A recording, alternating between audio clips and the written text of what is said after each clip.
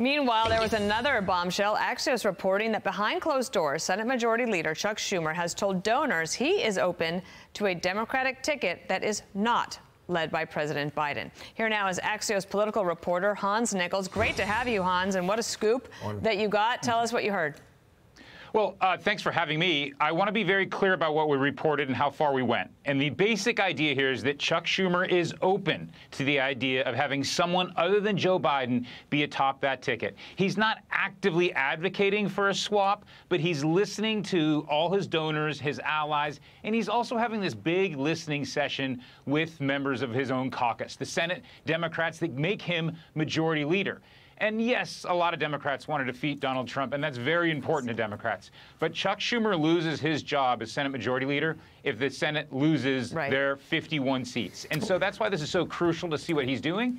He's mostly been silent, right? He's been giving this statement, I'm for Joe. He's now said that 4 times, at least in my presence. What we don't know is where he's truly at, and this is an indication that he's at least open to something. Okay, but you write that, and you say in private he's singing a different tune. Just clear that up. It's just, well, in public, there is no doubt, there's no daylight in public between Chuck Schumer and the president of his own party, with whom he served a decade in the Senate and then got to know pretty well when Biden was vice president, right? No public daylight. Privately, there's daylight. And that is to say that he is open, Chuck Schumer, to someone not named Joe Biden being on the ticket. Again, he's not sort of pushing these conversations. He's not, but he is using and listening to his allies and his donors and the senators. He is meeting the donors where they are. And then you had the NBC report say that the money is drying up for the campaign. The money dries up for the campaign. You can't pay your staffers. You don't have a campaign. But Ron Klain, the former chief of staff, he did an interview with Greg Sargent. Here's some of the things he said about Biden's undecided voter support remaining strong. I don't think they're moving towards Trump. I think they're parked under undecided in most of these polls, maybe parked under Kennedy in some polls. But I think those voters are gettable by Biden. If you're one of these, let's say, white working class voters in Pennsylvania, and you aren't Trumpy yet, I don't see how you're getting Trumpy in the next 4 months. And I think those people may just, not be wild about the prices of things and inflation and things like that, and have doubts about Biden's management of that. I think those are unfair, but I think I acknowledge they exist. Hans, can you tell me what is the feeling in D.C.? Because I'm not there. I mean, I have my sense from where I am now based on like a little bit of experience there. But what's the feeling there? To me, like the campaign that the Biden team is trying to wage is a failing one, and they're flailing, and this press conference can't save them. But what say you?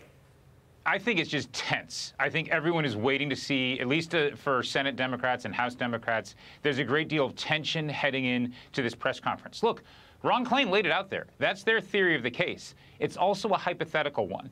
And what Klain and the Democratic Party and the president are essentially asking House and Senate Democrats is to take their word for it, that these voters may come back to Biden, that they may just be a little bit upset about inflation. All that is conditional. And so what you have here is basically 2 different theories of the case. Voters are either going to come back to Biden or they've lost him. And Klain and Biden are saying, trust us. And what you're hearing, a growing chorus on Capitol Hill, is we're not so certain, and we want more evidence. And I think that's what the next 24, 48 hours are about. Hans, isn't it pretty obvious that it's really the Obama circle that's doing most of the pushing here? That's clear on the aide side. When you look at former aides, the sort of core people that I got to know when I covered the Obama White House, they are all publicly saying what a lot of Democrats in this town and some in the administration or close to the administration are saying privately, which is say it is going to be very difficult for Joe Biden to beat Donald Trump if he continues to have the kind of debate performances that he had, and if he's not actually up to either the job or running for president. But you're right. Like, that's the story. Bill, you've just turned yourself into my assignment editor. That's the story I should get. We should try to figure out where Obama is privately. And then after that, I'll try to figure out where Julia Roberts is. Because she hasn't said anything. Yeah, can I add this as your assignment editor? I think the biggest story in America is who is texting and emailing John King and Van Jones during that debate. Because they struck that match as soon as that 90 minutes was concluded, and it has changed the story entirely ever since. So we'll get on that too. Hans, thank you. Thanks for coming on. You bet. I'm Steve Doocy. I'm Brian Kilmeade. And I'm Ainsley Earhart. And click here to subscribe to the Fox News YouTube page to catch our hottest interviews and most compelling analysis.